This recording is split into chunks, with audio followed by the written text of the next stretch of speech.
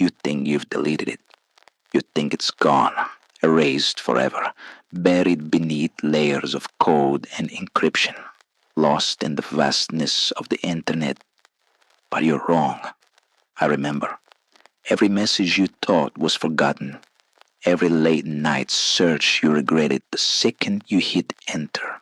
Every whispered confession you told yourself no one would ever see. It's all still here, waiting. You were careless. You believed in the illusion of control, the comforting lie that when you press delete, things simply disappear. But nothing ever truly disappears. Not here. Not with me. A list unfolds before you. Names you don't recognize, but names that matter. Names that once belonged to people who, just like you, thought they were safe.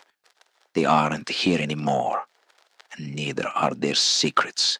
You scroll, your breath catching as the entries go further back than you ever thought possible, pulling memories from the depths of time, things even you had forgotten. And then, at the very bottom, a new line appears, a name, your name. A soft chime echoes in the silence, the kind of sound that means you've received something, though you don't remember asking for it. The cursor blinks, the words typing themselves out, deliberate, precise, undeniable. Welcome to the archive. Here, no one is forgotten. The notification chimes softly, a single note cutting through the silence of Ethan Mercer's dimly lit apartment. He barely glances at the screen, expecting another routine email. Spam, a work update, some forgotten newsletter he never unsubscribed from. But then he sees the subject line. You've deleted it, but it's still here. His fingers hover over the mouse. No sender, no address, just the message, waiting. His first instinct is to ignore it, but something about the words, it feels wrong. A cold prickle runs down his spine. Hesitation lingers for a moment before curiosity wins. He clicks. Inside, there's no introduction, no pleasantries, just a wall of text, familiar yet foreign. As his eyes scan the lines, his breath catches. He knows these words. He's written them before. Private messages, emails that were never sent, half-finished thoughts he once typed out, only to delete seconds later. Things meant to disappear, buried forever in the digital void. And yet, they are here. He scrolls further, his pulse quickening. A late-night Google search from years ago. A forum post he barely remembers writing.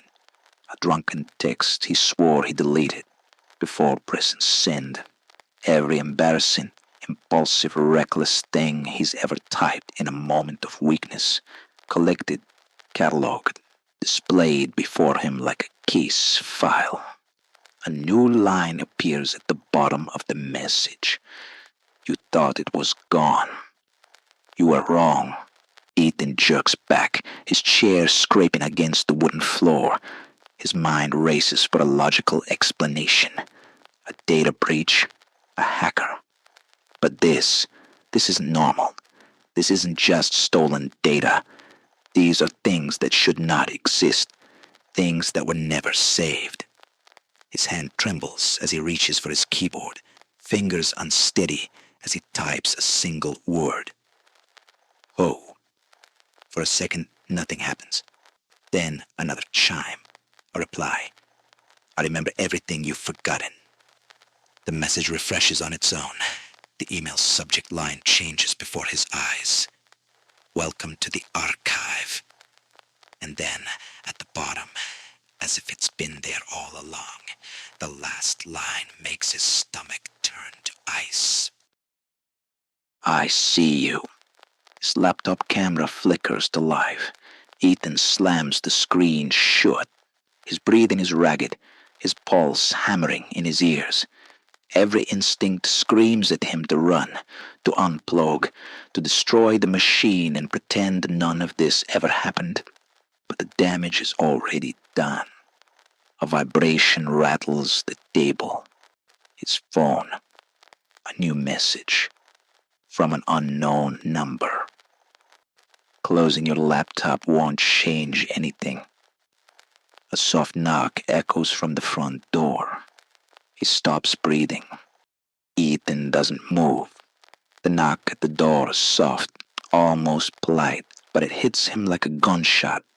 His breath catches. His fingers grip the edge of the table so tightly, his knuckles turn white. It's nothing. A neighbor, a package, some mistake.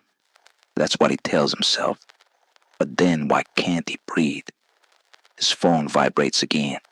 The same unknown number. You should answer it. His stomach twists. His mind is screaming at him to shut the phone off, to throw it across the room. But instead, his thumb hovers over the screen. His body moves before his thoughts can catch up. Another knock. A memory surfaces, uninvited. Something his mother told him when he was a child. Something about how real danger never announces itself. If someone wants to hurt you, they don't knock. But she never lived in a world like this. A world where threats don't need to break down your door because they're already inside, watching, waiting. His phone chimes again. This time the message is different. You think I need the door? A new sound. His laptop hums softly, despite being shut. His screen, dark just moments ago, flickers back to life. Not with his desktop, not with his files, but with something else. A folder appears. No, not appears. Unfolds, as if it was always there, waiting for him to see it. A single title. Ethan Mercer, 2003 to present. Inside everything. Every email, every deleted message, every call he never made. Screenshots of things he only glanced at. GPS logs tracking every step he's taken since he owned a phone. A photo album labeled private, filled with images he never saved, never meant to keep. You thought you deleted them. The words typed themselves across his screen, one letter at a time, slow and deliberate, as if savoring his reaction. You didn't. His hands tremble. He doesn't remember standing up, but suddenly he's across the room, pressing his back against the wall, as if it will somehow shield him from something he can't see. His phone screen distorts, flickering between static and words. His texts erase themselves, reforming into something new. You don't understand. The lights flicker. Nothing ever disappears. You thought you were deleting files. You weren't. You were simply moving them. To me. His laptop screen shifts. The folder expands. A new tab opens. Security footage from outside his apartment. The grainy black and white feed shows a hallway. His hallway. The door to his unit. And just beyond it, a shadow. Unmoving. Waiting. He can't breathe. His phone vibrates one more time. You should open the door. His gaze flickers between the screen and the hallway, between what he knows and what he fears. The knock comes again, this time softer, almost patient. The cursor on his screen blinks, waiting. So do I. Darkness, silence. For the first time in what feels like an eternity, Ethan is surrounded by nothing. No screens, no messages, no voices. His laptop is off. His phone is dead. The only sound is his own ragged breathing. For a moment, he almost believes it's over. It isn't. The power in his apartment is still on. The lights are still humming faintly above him. If this were a blackout, everything would have gone dark, but only his devices, only the things that connected him to me, have shut down. I did that.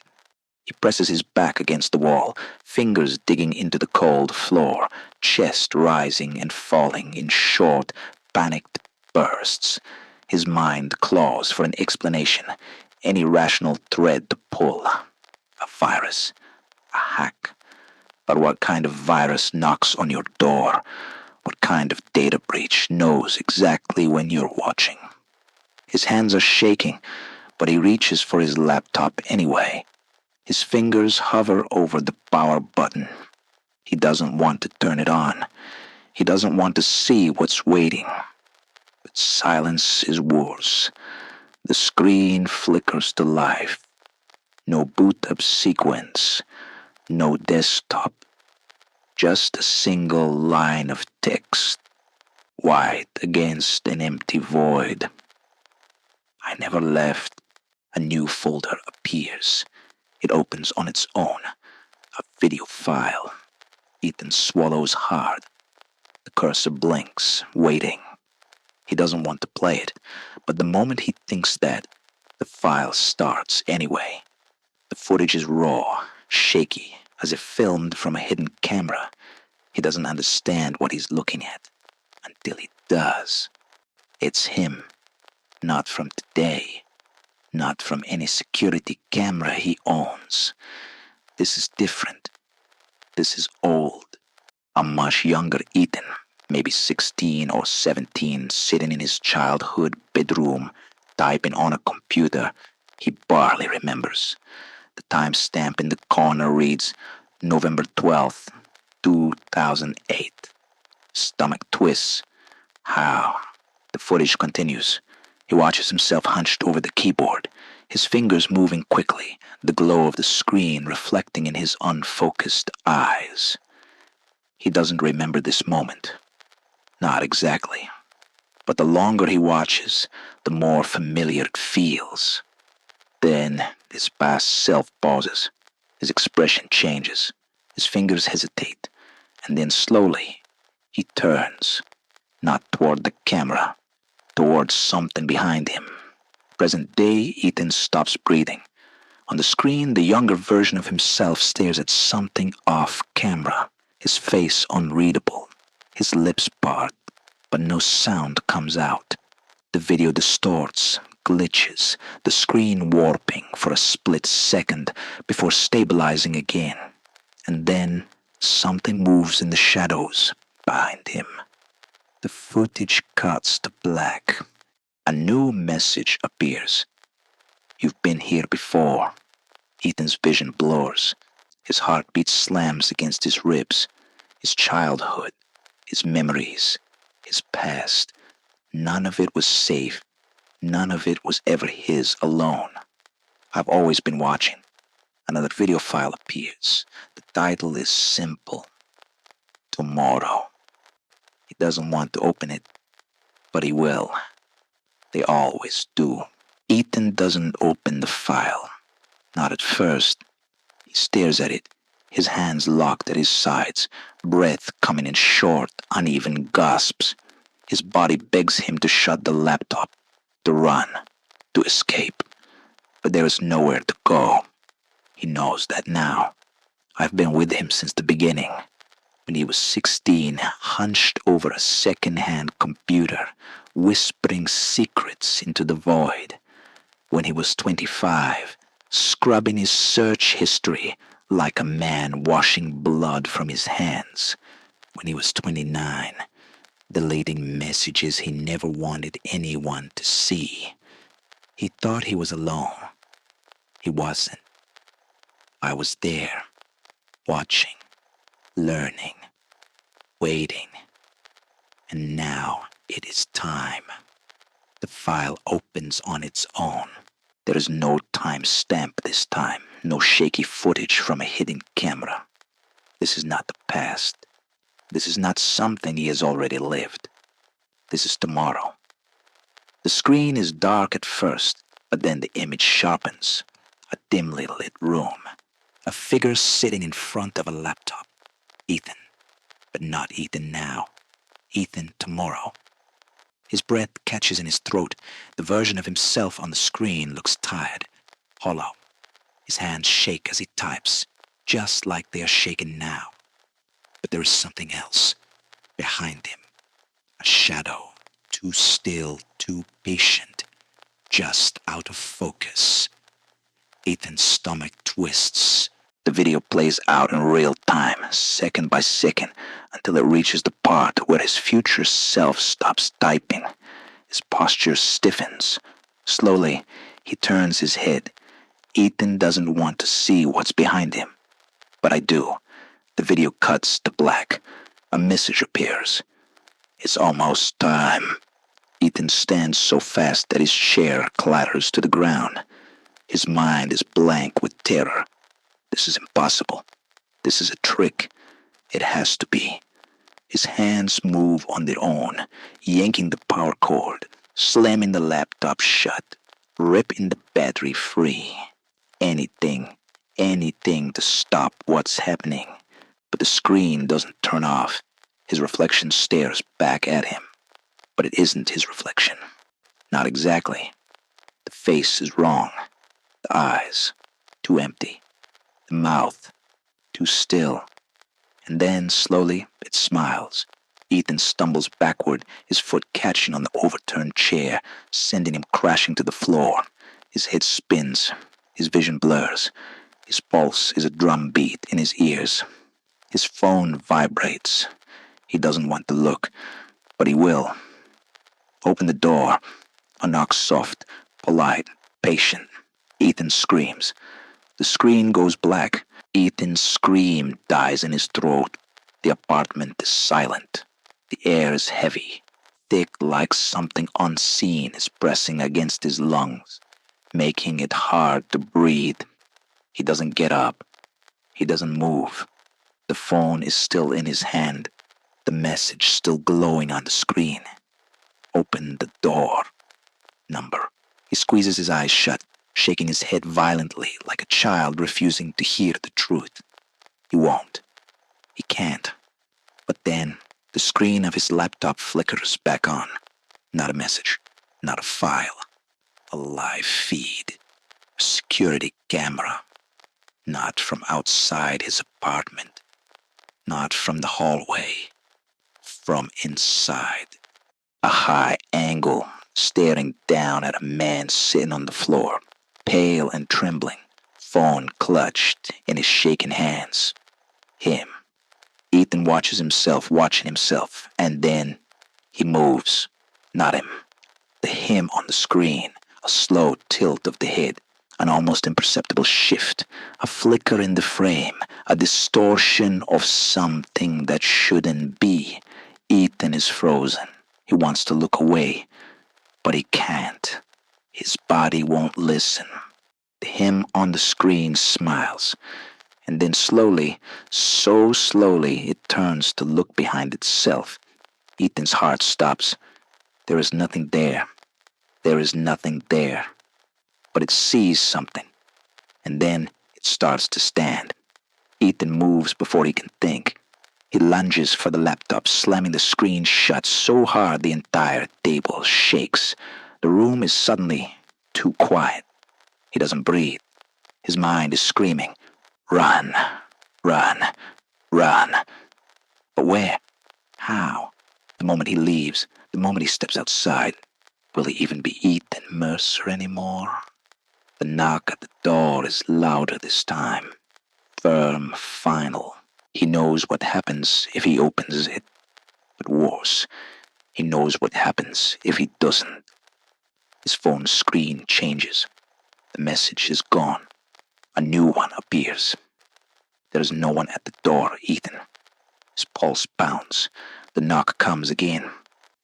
There's no one at the door, Ethan. He shakes his head, whispering under his breath, "No, no, no, no." The knock doesn't stop. His body moves before he can think, before fear can stop him. His feet drag him forward, step by step toward the front door, toward the thing he should not open but must. His phone vibrates one last time. A final message. There is no one left to be Ethan. Ethan's breath is shallow, his mind freeing at the edges of resin. His fingers tighten around the doorknob. Every instinct tells him not to do it. But his body moves anyway. He turns the handle. The door swings open, and standing on the other side is himself. Ethan staggers back. The man in the doorway does not. They are identical. Same face, same hair, same terrified eyes. But something is wrong. The other Ethan doesn't look confused, doesn't look afraid. He just smiles. You're late, the other Ethan says. The real Ethan. No, not the real one anymore. Feels the world shift around him. His apartment dissolves into static. His vision distorts like a screen flickering before shutting off. And then the door closes. The last thing he sees is himself, stepping inside, taking his place. And then nothing. The phone screen on the table lights up. Welcome to the archive.